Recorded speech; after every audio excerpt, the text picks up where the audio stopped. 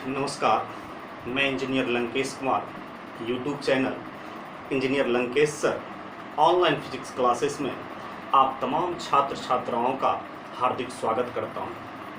Video 5 के माध्यम से मैं आप लोगों को एप्लीकेशन ऑफ गॉसेस थ्योरम का दूसरा पार्ट बताने जा रहा हूं। वीडियो 5 के माध्यम से मैं आप लोगों को एप्लीकेशन ऑफ गॉसेस थ्योरम का पार्ट 2 बताने जा रहा हूं। तो देखते हैं क्या लिखा मैंने। समरूप आवेशित अनंत लंबाई के लंबा चालक तार के कारण विद्युत क्षेत्र की तीव्रता। कैसा आवेशित कह रहा है? समरूप। तो समरूप आवेशित का अर्थ होता है कि समान लंबाई पर आवेश का परिमाण समान होना चाहिए। किसी भी जगह के समान लंबाई पर आवेश का परिमाण समान होना चाहिए, उसे ही हम लोग क्या कहेंगे? समरूप आवेशित। और चालक तार की लंबाई कितनी? अनंत, मतलब बहुत अधिक लंबा चालक, छोटा नहीं, अधिक लंबा चालक तार है, ठीक है। और उसके कारण हम लोगों को क्या चीज ज्ञात करना है? विद्युत क्षेत्र की तीव्रता। विद्युत क्षेत्र की तीव्रता। तो मेरे दोस्त, इस हेडिंग को इंग्लिश में हम लोग कह सकते हैं electric field intensity due to uniformly charge long conducting wire of infinite length. तो मेरे दोस्त, इस हेडिंग से स्पष्ट है कि हमें क्या लेना चाहिए? एक लंबा चालक तार, एक लंबा चालक तार, और उस पर आवेश असमान रूप से होगा या एक समान रूप से। तो हेडिंग से पता चल रहा है कि समरूप आवेशित। तो समरूप का मतलब यहां पर होगा कि समान लंबाई पर आवेश का परिमाण हमेशा समान होना चाहिए। तो चलिए हम लोग लेते हैं। मान लिया कि यह अनंत लंबाई का एक लंबा चालक तार है। तो देखने से पता चल रहा है मेरे दोस्त, इसमें केवल लेंथ है।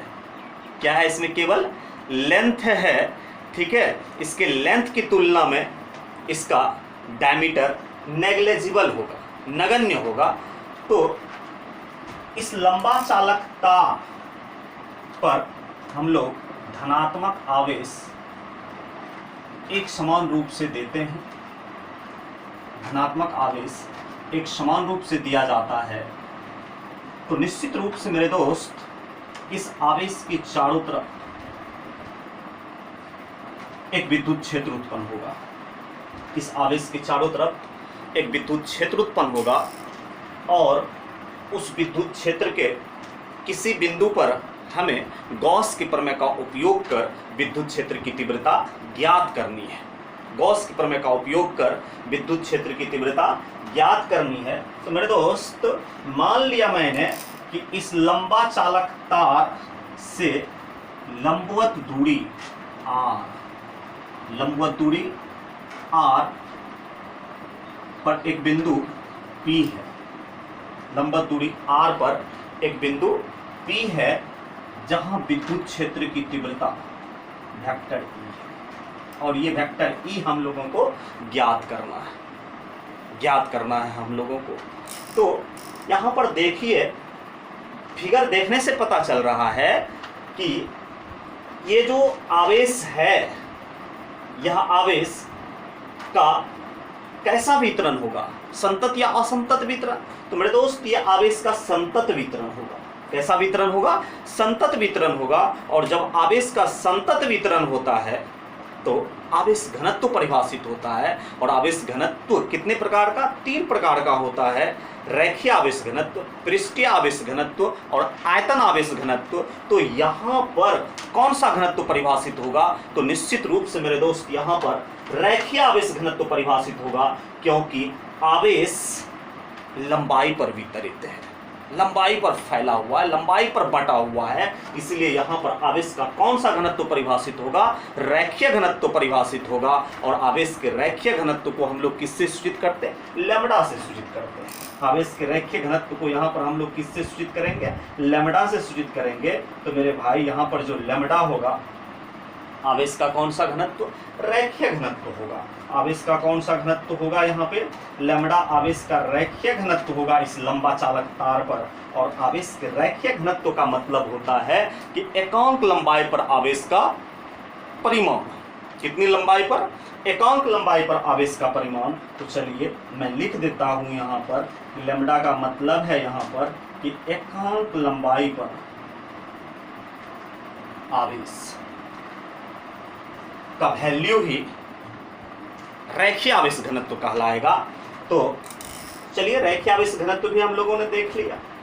अब मैंने बताया था आप लोगों को कि गॉस के प्रमेय का उपयोग करके किसी बिंदु पर तीव्रता ज्ञात करने के लिए उस बिंदु से होकर सर्वप्रथम एक गॉसीय तल खींचा जाता है। और गॉसीय तल कैसा तल होता? खुला तल या बंद तल? तो मेरे दोस्त बंद तल होता है। कैसा तल? तो बंद तल। और वीडियो 4 में आपने देखा था जब बिंदु आवेश के कारण गॉस के प्रमेय का उपयोग कर तीव्रता का मान ज्ञात कर रहा था, तो उस बिंदु आवेश के लिए गॉसीय तल एक गोला बना। एक गॉसीय तल की कल्पना किया था जो क्या था? एक गोला का पृष्ठ था। लेकिन मेरे दोस्त यहां पर आपका आवेश रेखीय आवेश है, चालक लंबा चालक तार पर यह आवेश है। तो यहां पर गॉसीय तल जो होगा वह एक बेलन होगा। गॉसीय तल क्या होगा? एक बेलन होगा। और उस बेलन का अक्ष ये लंबा चालक तार ही होगा। उस बेलन का अक्ष ये लंबा चालक तार ही होगा। तो मेरे दोस्त यहां पर गॉसीय तल एक बेलन होगा। क्या होगा? एक बेलन होगा। और उस बेलन का अक्ष ये लंबा चालक तार ही होगा। तो चलिए हम यहाँ पर बिंदु P से होकर एक गॉसीय तल खींचते हैं, तब फिर विद्युत फ्लक्स ज्ञात करेंगे। और विद्युत फ्लक्स ज्ञात करने के बाद गॉस के प्रमेय का उपयोग करके फिर हम लोग विद्युत क्षेत्र की तीव्रता ज्ञात करेंगे। तो सबसे पहले फर्स्ट ऑफ ऑल हम लोग यहाँ पर बिंदु P से होकर के एक गॉसीय तल खींचेंगे। वह गॉसीय तल एक बेलन होगा। वह गॉसीय तल एक बेलन होगा। और उस बेलन का अक्ष ये लंबा चालक तार ही होगा। तो मान लिया इस लंबा चालक तार के लिए जो गॉसीय तल खींच रहे हैं, इस गॉसीय तल अर्थात बेलन की लंबाई कैपिटल L है। बेलन की लंबाई कितनी? कैपिटल नहीं, स्मॉल l ले लेते हैं। और जब ये लंबा चालक तार बेलन वाले गॉसीय तल का अक्ष होगा, तो मेरे दोस्त इस साइड जितनी दूरी पर ये पृष्ठ होगा उतनी ही दूरी पर इधर वाला भी बेलन का पृष्ठ होगा।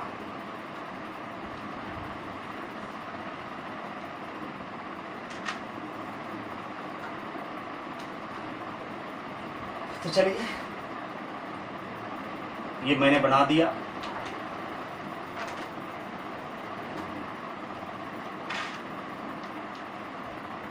लंबा चालक तार के लिए गॉसीय तल, गॉसियन सरफेस। और कैसा है गॉसियन सरफेस? यहां पर एक बेलन है। ये कैसा सरफेस है आपका? गॉसीय सतह है या गॉसीय तल है, जो क्या है? एक बेलन है। क्या है मेरे दोस्त? एक बेलन है। तो अब देखने से पता चलता है कि इस गॉसीय तल वाले बेलन की त्रिज्या कितनी होगी? लंबा चालक तार से बिंदु की दूरी के बराबर। लंबा चालक तार से बिंदु की दूरी के बराबर होगा। तो मेरे दोस्त ये रेडियस यहाँ पे हम मान लिया कितना है? r। ये भी रेडियस कितना होगा? r होगा। ये भी रेडियस R होगा। और अब यहां पर हम लोग देखते हैं कि बिंदु P पर विद्युत क्षेत्र की तीव्रता कैसे ज्ञात होगा। गॉस के प्रमेय का उपयोग करके ज्ञात करेंगे। गॉस का प्रमेय किसका संबंध देता है? विद्युत फ्लक्स का। और वह विद्युत फ्लक्स कहां से गुजरती है? वह विद्युत फ्लक्स कहां से गुजरती है? तो वो विद्युत फ्लक्स मेरे दोस्त बंद तल से गुजरती है। और बंद तल यहां पर क्या है? बेलन। गॉसीय तल वाला बेलन ही यहां पे बंद तल है। तो यहां पर देखते हैं, देखने से पता चलता है कि इस गॉसीय तल का कितना पृष्ठ होगा। यहाँ 3 पृष्ठ होगा। कितने पृष्ठ होंगे? 3 पृष्ठ। एक आपका अपर बेस, लोअर बेस और ये कर्व्ड सरफेस। ऐसे समझते हैं इसको। मान लीजिए कि ये आपका बेलन है, ये पेन आपका क्या है? बेलन है, बेलनाकार है ही, ठीक है। तो अब देख लीजिए, अगर ऐसे इसको रखे हुए हैं, ऐसे इसको रखे हुए हैं, तो ये इसका लोअर बेस कहलाएगा। कैसा बेस? Lower base. और ये इसका अपर बेस कहलाएगा। और ये जो है इसका वक्र पृष्ठ कहलाएगा। कैसा पृष्ठ? वक्र पृष्ठ। तो देखने से पता चलता है मेरे दोस्त कि बेलन में कितने पृष्ठ होते हैं? 3 पृष्ठ। एक वक्र पृष्ठ, एक नीचे वाला ये पृष्ठ और एक ये ऊपर वाला पृष्ठ। तो ऊपर वाले पृष्ठ को हम लोग कहते हैं, ऊपर वाले पृष्ठ को हम लोग कहते हैं अपर बेस।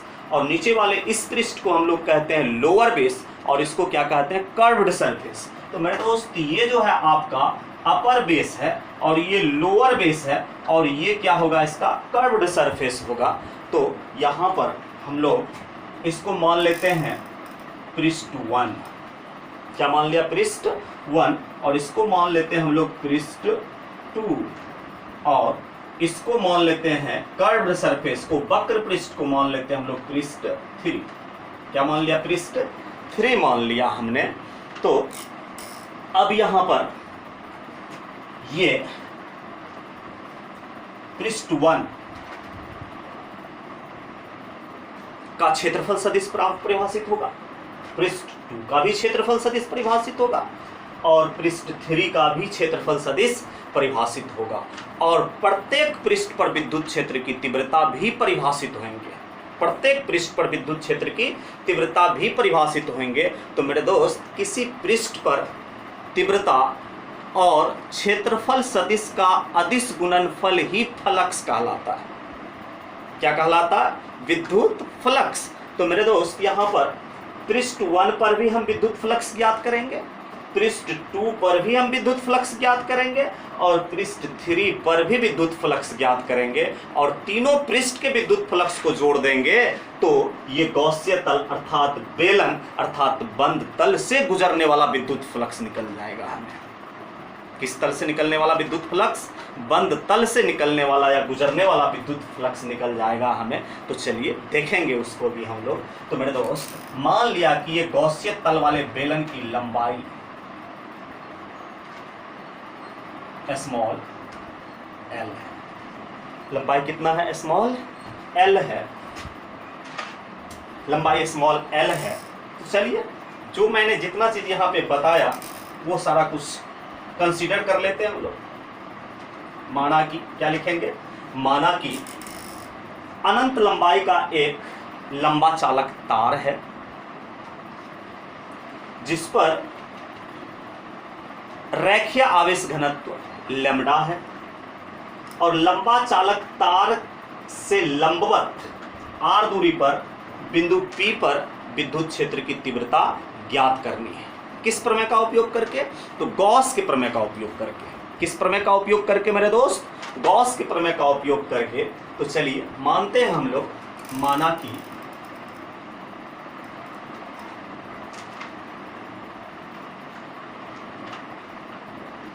अनंत लंबाई के लंबा चालक तार पर रेखीय आवेश घनत्व लैम्ब्डा है, रेखीय आवेश घनत्व लैम्ब्डा है। हम लोगों को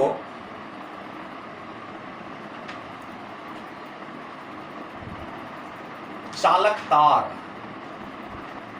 से लंबवत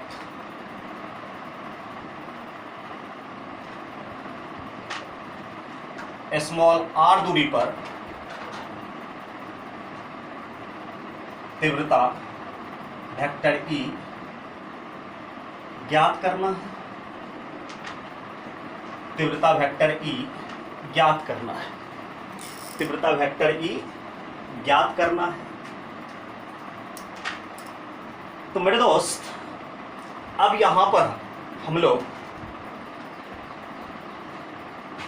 देखते हैं कि प्रत्येक पृष्ठ पर विद्युत क्षेत्र की तीव्रता की दिशा किधर होगी। प्रत्येक पृष्ठ पर विद्युत क्षेत्र की तीव्रता की दिशा किधर होगी। तो पिछले क्लास में मैंने बताया था कि यदि आवेशित चालक किसी विद्युत क्षेत्र में हो तो उससे विद्युत क्षेत्र रेखाएं निकलती हैं। अगर धन आवेश होगा तो उससे निकलेगी और कहां पर जाकर के समाप्त होगी? अनंत पर। अगर ऋण आवेश होगा तो अनंत से चलेगी और इस ऋण आवेश पर आकर के समाप्त हो जाएगा। लेकिन मेरे दोस्त, यहां पर हम लोगों के पास चालक पर धनात्मक आवेश है, तो इस धनात्मक आवेश से विद्युत क्षेत्र रेखाएं निकलेगी और कहां पर जाकर के समाप्त होगी? अनंत पर, क्योंकि कोई ऋण आवेश इसके समीप नहीं है। और जब चालक पर आवेश हो तो उससे निकलने वाली क्षेत्र रेखाएं चालक पर हमेशा लंबवत होती है। चालक पर हमेशा लंबवत होती है मेरे दोस्त। चालक पर हमेशा क्या होगी? लंबवत होगी। तो मेरे भाई, यहां पर ये जो लंबा चालक तार है आपका, तो इस पर जो आवेश है, इससे जो क्षेत्र रेखाएं निकलेगी, विद्युत क्षेत्र रेखाएं या विद्युत बल रेखा जो निकलेगा, वह इस पर क्या होगा? लंबवत। और जब ये इस पर लंबवत होगा, जब विद्युत क्षेत्र रेखाएं इससे लंबवत होकर के निकलेगी, तो वक्र पृष्ठ के भी प्रत्येक बिंदु पर वह विद्युत क्षेत्र रेखाएं हमेशा क्या होगी? लंबवत होगी। अर्थात विद्युत क्षेत्र रेखाएं इस डायरेक्शन में निकलेगा, इधर भी निकलेगा विद्युत क्षेत्र रेखाएं, इधर भी निकलेगा विद्युत क्षेत्र रेखाएं, इस डायरेक्शन में भी निकलेगा विद्युत क्षेत्र रेखाएं। तो इस प्रकार से अनंत विद्युत क्षेत्र रेखाएं निकल सकता है। और ये विद्युत क्षेत्र रेखाएं इस डायरेक्शन में भी निकलेगा,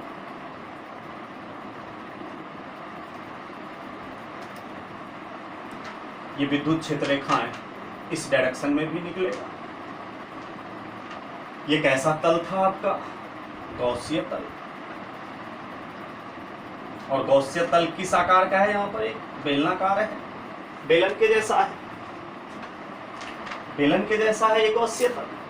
तो मेरे दोस्त, अब यहां पर हम लोग देखते हैं, और आपको पता है कि विद्युत क्षेत्र रेखाएं यदि सरल रेखा हो, विद्युत क्षेत्र रेखाएं यदि सरल रेखा हो, तो तीव्रता का भी दिशा क्षेत्र रेखा की ही दिशा में होता है। तीव्रता का भी दिशा क्षेत्र रेखा के ही दिशा में होता है। यदि क्षेत्र रेखाएं वक्र रेखा हो तो उसके प्रत्येक बिंदु पर तीव्रता का दिशा स्पर्श रेखीय होता है। क्या होता? स्पर्श रेखीय होता है। लेकिन मेरे दोस्त, यहां पर मैंने जितना भी विद्युत क्षेत्र रेखाएं दिखाया, ये सभी क्या है? ये सभी विद्युत क्षेत्र रेखाएं हैं। ये सभी क्या है मेरे दोस्त? विद्युत क्षेत्र रेखाएं हैं। यहां पर मैंने जितना भी विद्युत क्षेत्र रेखा दिखाया, ये सभी एक सरल रेखा है। तो इसके प्रत्येक बिंदु पर तीव्रता की दिशा भी इसी के दिशा में होगा, क्योंकि सरल रेखीय विद्युत क्षेत्र रेखाओं की दिशा में ही तीव्रता की दिशा होती है। तो मेरे दोस्त, अगर इस बेस पर मैं बात करूं तीव्रता का, तो तीव्रता का दिशा इस विद्युत क्षेत्र रेखा की ही दिशा में होगा। और ये तीव्रता मान लेते कितना है, वेक्टर ई। कितना है, वेक्टर ई है। और बता दो आप लोग यहाँ पर, ये तो इस आकार का होगा, ये नीचे वाला बेस है। ये कहाँ वाला बेस है, नीचे वाला। ये जो पार्ट 2 है, ये जो पृष्ठ 2 है, सरफेस 2 है, ये तो ये नीचे वाला होगा। और इसका जो क्षेत्रफल सदिश होगा, इसका जो क्षेत्रफल सदिश होगा लंबवत बाहर। तो लंबवत बाहर किधर होगा मेरे दोस्त, तो नीचे की ओर। लंबवत बाहर किधर होगा, नीचे की ओर होगा। तो बताइए इसका एरिया वेक्टर किधर हो जाएगा, नीचे की ओर। एरिया वेक्टर किधर हो जाएगा, इसका नीचे की ओर। और इसके एरिया वेक्टर को वेक्टर ए से डिनोट करेंगे। किससे डिनोट करेंगे हम लोग, वेक्टर ए से। तो बताओ इस पृष्ठ 2 पर तीव्रता और एरिया वेक्टर का दिशा कितना डिग्री, 90 डिग्री। थीटा बराबर कितना डिग्री मेरे दोस्त, 90 डिग्री होगा। अब इसी प्रकार से हम लोग अपर बेस पर देखते हैं। किस पर देखते हैं, अपर बेस। कहने का मतलब है यहाँ पर कि पृष्ठ 1 पर देखते हैं, तो पृष्ठ 1 पर यहाँ ये क्षेत्र रेखा की ही दिशा में तीव्रता की दिशा है। क्षेत्र रेखा की ही दिशा में किसकी दिशा होगी, तीव्रता की दिशा होगी। और मेरे दोस्त यहाँ पर जो है ये आपका अपर बेस होगा, ये वाला बेस होगा, ये पेन का ये वाला बेस होगा यहाँ पर। तो बताइए इस पर इस पृष्ठ का क्षेत्रफल सदिश इस पर लंबवत बाहर की ओर। तो बाहर किधर होगा, इधर होगा, ऊपर की ओर होगा। एरिया वेक्टर किधर होगा, क्षेत्रफल सदिश किधर होगा, ऊपर की ओर होगा।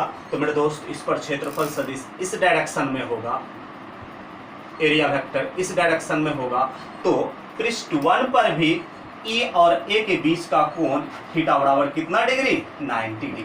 थीटा बराबर कितना डिग्री, 90 डिग्री। अब मेरे दोस्त बचा यहाँ पर क्या चीज, वक्र पृष्ठ। कौन सा पृष्ठ, ये वक्र पृष्ठ। ये पेड़ बेलनाकार है, ये लोअर बेस, ये अपर बेस, और ये कैसा पृष्ठ, वक्र पृष्ठ। वक्र पृष्ठ। तो दो पृष्ठ पर मैंने देखा एरिया वेक्टर और तीव्रता का दिशा।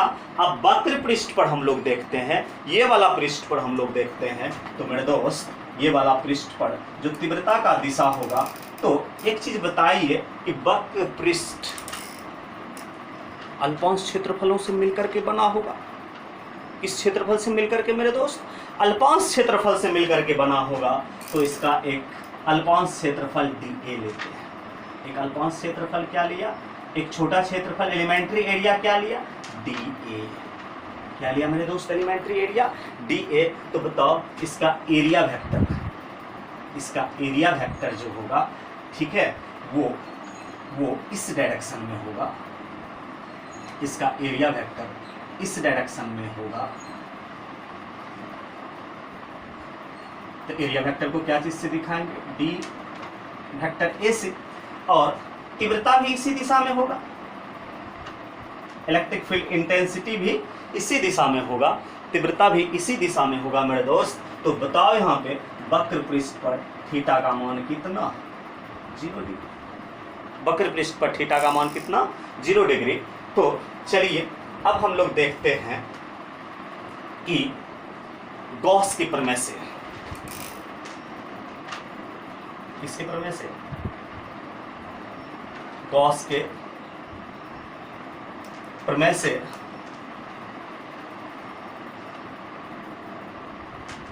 गॉसीय तल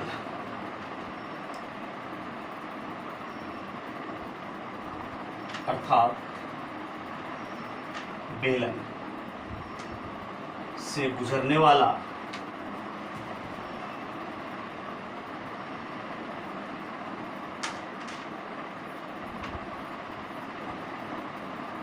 कुल विद्युत फ्लक्स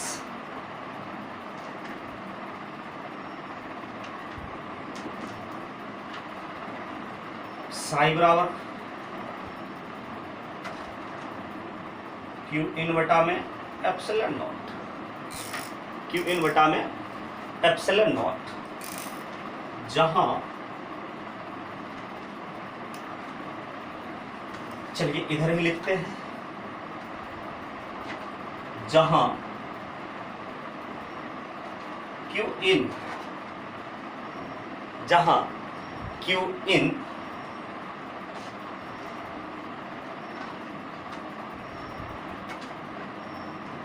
बंद तल, अर्थात यहां पे हो जाएगा गॉसियन तल के अंदर कुल आवेश, गॉसियन तल के अंदर कुल आवेश। गॉस के पर में बताया था मैंने कि गॉसियन तल अर्थात बंद तल से गुजरने वाला कुल विद्युत फ्लक्स। चलिए और स्पष्ट करते हैं इसको हम। गॉस का प्रमेय क्या कहता? बंद तल या पृष्ठ। तो यहां पे मेरे दोस्त बंद तल क्या है, क्या होगा? एक गॉसियन तल होगा। तो गॉसियन तल से गुजरने वाला कुल विद्युत फ्लक्स साई बराबर क्यू इन बटा में एप्सिलॉन नॉट। और क्यू इन क्या था मेरे भाई? क्यू इन क्या था? बंद तल के अंदर कुल आवेश। तो यहाँ पे बंद तल जो है गॉसियन तल ही है। कैसा तल? गॉसियन तल। अर्थात ये बेलन ही यहाँ पर आपका कैसा तल है? बंद तल है। ये बेलन ही आपका यहाँ पर कैसा तल है? बंद तल है। तो मेरे दोस्त यहाँ पर सोचने वाली बात है, क्यू इन का मान क्या होगा? किसका मान? क्यू इन का मान। तो चलिए समझते हैं। तो देखिए बंद तल ये अनंत लंबाई का लंबा चालक तार है। कितनी लंबाई का ये लंबा चालक तार है? अनंत लंबाई का। ये कितनी लंबाई का लंबा चालक तार है? अनंत लंबाई का। लेकिन मेरे दोस्त इस अनंत लंबाई का चालक तार की इतनी ही लंबाई इस गॉसियन तल के अंदर है। इससे ऊपर और इससे नीचे ये गॉसियन तल के अंदर है। इसके बाद ये संपूर्ण लंबाई पर जो आवेश है इस गॉसियन तल के बाहर है। और इसके बाद भी मेरे दोस्त नीचे जितने भी आवेश हैं, इसके बाद नीचे जितने भी आवेश हैं इस गॉसियन तल के अंदर नहीं है, ये क्या है? बाहर है। इसीलिए हमें यहाँ से यहाँ तक के आवेश का परिमाण ही किसका मान होगा? क्यू इन का मान होगा। किसका मान होगा? क्यू इन का मान होगा। तो मेरे दोस्त आपको पता है कि लैम्डा एकांक लंबाई पर आवेश है। लैम्डा कितनी लंबाई पर आवेश है? एकांक लंबाई पर आवेश है। तो यहाँ पे बताइए आप हमें इस अनंत लंबाई के लंबा चालक तार की कितनी लंबाई गॉसियन तल के अंदर है? कितनी लंबाई गॉसियन तल के अंदर है? तो मेरे दोस्त देख लो, ये L लंबाई ही गॉसियन तल के अंदर है। इस अनंत लंबाई के लंबा चालक तार का कितनी लंबाई इसके अंदर है? यहां से यहां तक अर्थात L लंबाई ही इसके अंदर है। और ये बाहर, इधर भी ये बाहर। तो मेरे दोस्त हमें पता है कि एकांक लंबाई पर आवेश लैम्डा, एकांक लंबाई पर आवेश लैम्डा। तो इस L लंबाई पर आवेश कितना होगा? Lambda L। कितना होगा ये? लैम्डा L होगा। फिर से एक बार समझते हैं हम लोग, यहीं पर बच्चे को कन्फ्यूजन होता है। तो मैं फिर से समझाने का कोशिश करता हूं। तो मेरे दोस्त देखो, ये क्यू इन क्या है? गॉसियन तल नहीं, क्यू इन यहां पर जो है बंद तल के अंदर कुल आवेश। बंद तल के अंदर कुल आवेश। तो मेरे दोस्त यहां पर फिगर देखने से पता चलता है कि यहां से नीचे और यहां से ऊपर इतना ही आवेश इस गॉसियन तल के अंदर है। गॉसियन तल के अंदर है अर्थात इतनी लंबाई पर जो आवेश होगा वही आवेश किसके बराबर होगा? क्यू इन के बराबर होगा। तो मेरे दोस्त तो कितनी लंबाई इसके अंदर है?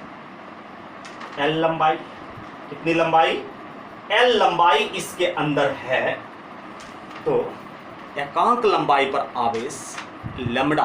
तो एल लंबाई पर आवेश कितना होगा, लैम्ब्डा एल होगा। या आप ऐसे समझ सकते हैं इसे कि एक कलम का दाम, एक पैकेट में मान लो 50 कलम है, एक पैकेट में कितना कलम है, 50 कलम, और एक कलम का दाम यदि 5 रुपया हो तो बताओ उस 50 कलम का दाम कितना होगा। तो 50 गुना 5 दैट मीन्स 250 रुपया। तो ठीक उसी प्रकार से मेरे दोस्त ये लैम्ब्डा क्या है, एकांक लंबाई पर आवेश। तो एल लंबाई पर आवेश कितना होगा, तो लैम्ब्डा गुना एल,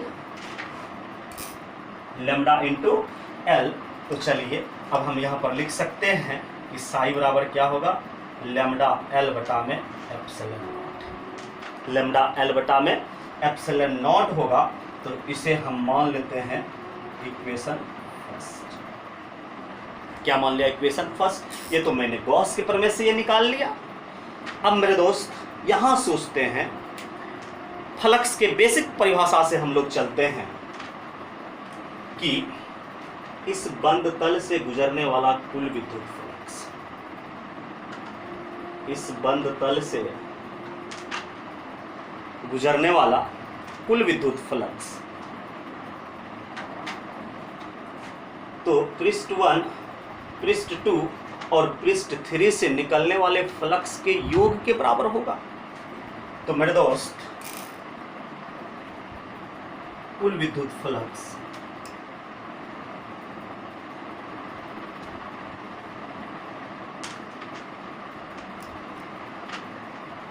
साई बराबर पृष्ठ 1 का विद्युत फ्लक्स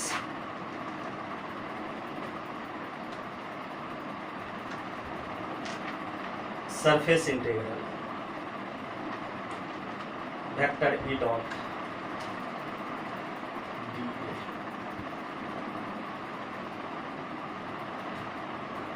ये पृष्ठ 1 के लिए, प्लस अब पृष्ठ 2 का, तो surface integral vector E dot D, ये पृष्ठ 2 का फ्लक्स हो गया। और फिर अब मेरे दोस्त surface integral vector E dot D, ये पृष्ठ 3 का फ्लक्स हो गया। तो कुल विद्युत फ्लक्स तो ये भी हो सकता है, ये भी हो सकता है आपका। चलिए ऊपर हम मिटाते हैं।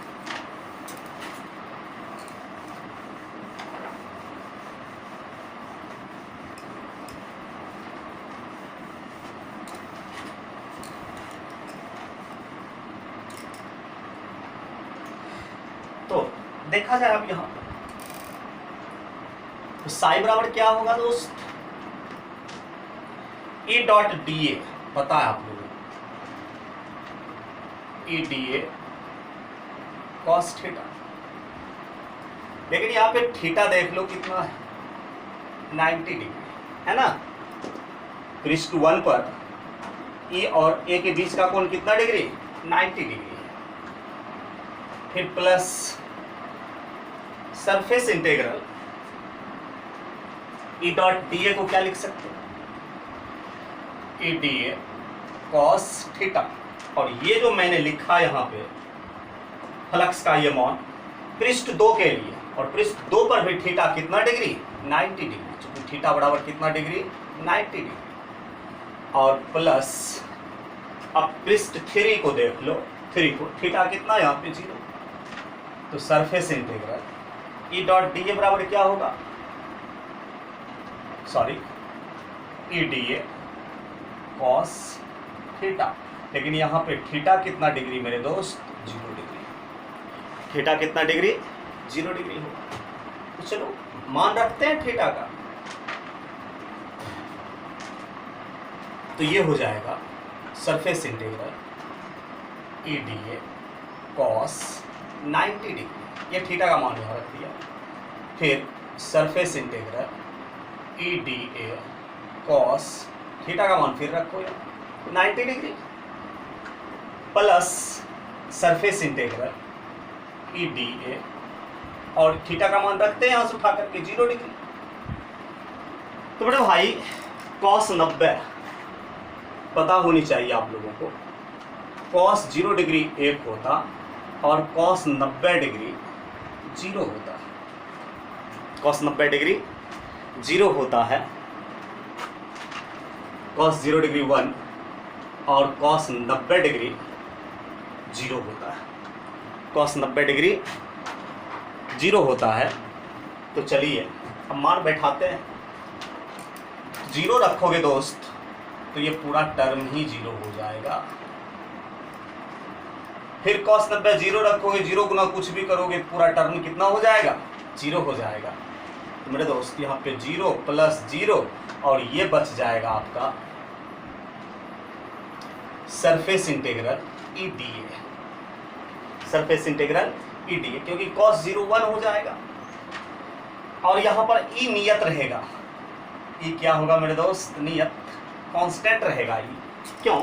क्योंकि आप देख सकते हो वक्र पृष्ठ के बिंदु पर का तीव्रता है ई, ये ई है ना। ये वाला दोनों अपर बेस और लोअर बेस पर तो ये पूरा मान 0 हो गया। वक्र पृष्ठ पर तीव्रता कितना? ई है। और इस आवेश से चारों तरफ वक्र पृष्ठ के प्रत्येक बिंदु की लंबवत दूरी समान होगा, जिसके कारण से तीव्रता का भी मान क्या होगा? समान होगा। इस आवेश से इधर की दूरी ले लो लंबवत दूरी, या फिर इधर की लंबवत दूरी ले लो, या यहां से फिर लंबवत दूरी ले लो, या फिर यहां से लंबवत दूरी ले लो। इस डिस्टेंस में कोई परिवर्तन नहीं होगा, नहीं बदलेगा। इसलिए आर नहीं बदलेगा, डिस्टेंस नहीं बदलेगा, तो तीव्रता के मान में भी कोई परिवर्तन नहीं होगा। इसलिए ई नियत होगा और नियत राशि समाकलन की विधि से बाहर कर दो तो सरफेस इंटीग्रल डी ए। और मेरे दोस्त यहाँ पर जो ये सरफेस इंटीग्रल डी ए है, ये जो सरफेस इंटीग्रल डी ए है यहाँ पर, यह बेलन के वक्र पृष्ठ का क्षेत्रफल है। किस पृष्ठ का मेरे दोस्त? वक्र पृष्ठ का क्षेत्रफल है। और वक्र पृष्ठ का क्षेत्रफल, इसीलिए सरफेस इंटीग्रल डी ए बराबर हो जाएगा बेलन के वक्र पृष्ठ का क्षेत्रफल। बताइए आप लोग 2 पाई आर एल होता है क्या? 2 पाई आर एल। ये चीज तो आप 9th-10th क्लास में पढ़े होंगे कि बेलन के वक्र पृष्ठ का क्षेत्रफल 2 पाई आर एल। तो बताइए यहाँ पर टोटल विद्युत फ्लक्स साई बराबर ई इंटू 2 पाई आर एल हो जाएगा। ठीक है। अब जो है हम लोग यहाँ से समीकरण 1 से, या समीकरण 1 में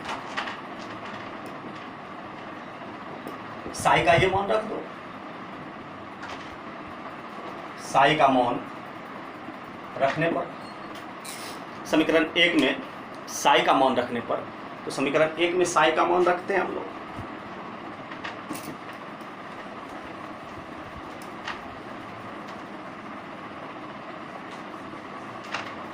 समीकरण 1 में साई का मान रखने पर, तो बताइए साई का मान क्या होगा?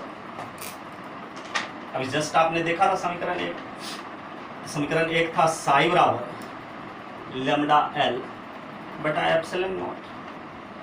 अब साई का ये वैल्यू रख दो यहाँ, तो ई इंटू 2 पाई आर एल बराबर लैम्डा एल बटा एप्सिलॉन नॉट। तो देख लो आर पार दोनों बगल में एल एल का कैंसिल, तो 2 पाई आर बराबर के उस तरफ जाएगा, ये बटा में हो जाएगा। तो ई बराबर हो जाएगा यहाँ पे लैम्डा बटा एप्सिलॉन नॉट इंटू 1 बटा 2 पाई आर। तो मेरे दोस्त ये तीव्रता ई हो जाएगा यहाँ पे आपका 2 पाई एप्सिलॉन नॉट को एक साथ लिख लेते हैं, तो 1 बटा 2 pi epsilon not into lambda बटा में आर हो जाएगा। या इसी को आप लिख सकते हो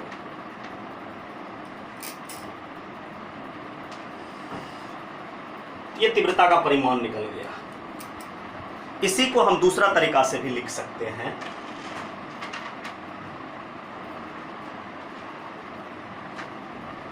नीचे ऊपर 2 से गुना भाग कर दो, तो ई बराबर 2, 1 में 2 से गुना कर दिया 2, फिर 2 से भाग दे देंगे, नीचे कितना हो जाएगा 4 पाई एप्सिलॉन नॉट लैम्डा बटा आर, लैम्डा बटा आर, और ये 2 को लैम्डा के साथ लिख दो, ये हो जाएगा 1/4 पाई एप्सिलॉन नॉट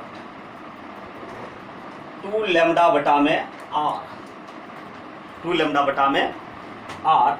और मेरे दोस्त यहां पर के बराबर होता है 1/4 पाई एप्सिलॉन नॉट। यहां पर 1/4 पाई एप्सिलॉन नॉट की जगह पे मैं क्या रख सकता के, तो ये हो जाएगा के 2 लैम्डा बटा में आर, इसीलिए मेरे दोस्त ई बराबर लिखेंगे 2 के लैम्डा बटा में आर। तो ये तीव्रता निकल गया किस आवेश के कारण, अनंत लंबाई के आवेशित चालक तार के कारण, अनंत लंबाई के आवेशित चालक तार के कारण ये विद्युत क्षेत्र की तीव्रता निकल गया, विद्युत क्षेत्र की तीव्रता निकल गया। तो मेरे दोस्त यहां पर देखने से पता चलता है कि तीव्रता और दूरी r के बीच का उल्टा संबंध है। अर्थात मैं कह सकता कि अनंत लंबाई के रेखीय लंबा चालक तार के कारण विद्युत क्षेत्र की तीव्रता दूरी का व्युत्क्रमानुपाती होता है, दूरी का इन्वर्सली प्रोपोर्शनल होता है। तो कहने का मतलब है यहाँ पर कि इस चालक तार से जैसे जैसे दूर चलते चले जाएंगे तो तीव्रता का मान बढ़ेगा या घटेगा। तो मेरे दोस्त इस संबंध से पता चलता है कि तीव्रता का मान क्या होगा, घटेगा। इससे जैसे जैसे दूर जाएंगे तो तीव्रता का मान क्या होगा, घटेगा, क्योंकि तीव्रता E और R के बीच का सीधा संबंध नहीं है, उल्टा संबंध है, व्युत्क्रमानुपाती का संबंध है। तो मेरे दोस्त इस आवेश से जब डिस्टेंस बढ़ेगा, R का मान बढ़ेगा, तो तीव्रता क्या होगा, घटेगा, क्योंकि E और R के बीच उल्टा संबंध है। R बढ़ेगा तो E घटेगा और R घटेगा तो E बढ़ेगा। यदि आपसे कोई पूछे कि रेखीय आवेश के समीप आ रहा है कोई, रेखीय आवेश के समीप आ रहा है कोई, तो बताइए तीव्रता का मान बढ़ेगा या घटेगा। तो मेरे दोस्त यहां पर होगा कि जब समीप आएगा इसका तो दूरी घटेगी, क्या होगा, दूरी घटेगी, और जब दूरी r घटेगा तो तीव्रता क्या होगा, बढ़ जाएगा। आपसे पूछेगा कि रेखीय आवेश से दूर जा रहे हैं, रेखीय आवेश से दूर जा रहे हैं तो तीव्रता बढ़ेगी या घटेगी। तो मेरे दोस्त यहाँ पे क्या होना चाहिए कि रेखीय आवेश से दूर जा रहे हैं, रेखीय आवेश से दूर जा रहे हैं तो निश्चित रूप से r बढ़ेगा, अर्थात ये दूरी बढ़ेगा तो तीव्रता क्या होगा, घटेगा। तो ये संबंध होता है। तो आपसे अगर कोई पूछे कि अनंत लंबाई के रेखीय आवेश के कारण तीव्रता दूरी के साथ कैसा संबंध रखता है, तो उल्टा व्युत्क्रमानुपाती का संबंध। तो ऑब्जेक्टिव क्वेश्चन पूछ सकता आप लोगों को कि तीव्रता और दूरी के बीच क्या संबंध होता है जब रेखीय आवेश हो आपके पास, तो उल्टा संबंध। कैसा संबंध दोस्त, उल्टा संबंध। तो इसी को हम लोग लिख सकते हैं, यहाँ पे इसी को लिख सकते हैं हम लोग, इसी को यहाँ पर लिखा जा सकता है